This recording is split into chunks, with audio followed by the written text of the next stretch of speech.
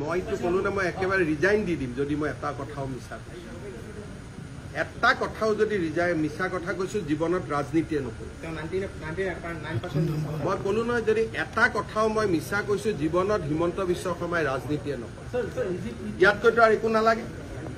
আৰু যদি একদম বেছি কৈ যায় মই এনেকুৱা প্ৰতিজ্ঞা কৰি দিম যে মই ঘৰতে নাযাওঁ।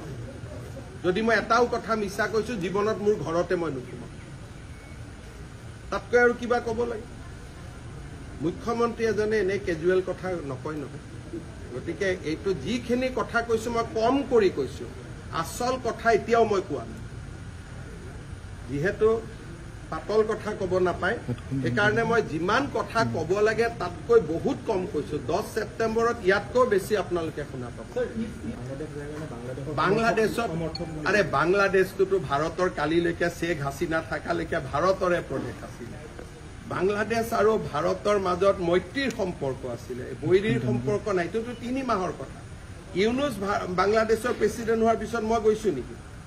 বাংলাদেশতো আমি চৰকাৰী ডেলিগেশ্যন লৈ গৈছোঁ। বাংলাদেশত নুমলীগড় ৰিফাইনেৰীয়ে তেল পঠিয়ায়। বাংলাদেশৰ প্ৰাণ জুচ আমি ইয়াতে কিনো। বাংলাদেশ আৰু অসমৰ সম্পৰ্ক আমাৰ কোকৰাঝাৰ যোগীঘোপাত আমি মাল্টি মডেল লজিষ্টিক পাৰ্কে খুলিছোঁ যাতে বাংলাদেশত বস্তু পঠাব পাৰোঁ। এডভান্টেজ আছাম 1ৰ সময়তো গৈছোঁ, চৰকাৰে টিকট কাটি পঠাইছে। বাংলাদেশ আৰু পাকিস্তান একে নেকি?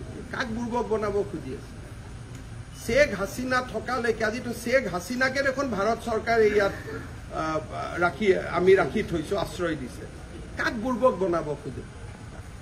বাংলাদেশ আৰু পাকিস্তান আজিৰ বাংলাদেশ নহয়, শ্বেখ হাছিনা থকাৰ বাংলাদেশ আজি তুলনা হয় নেকি পাকিস্তানৰ লগত?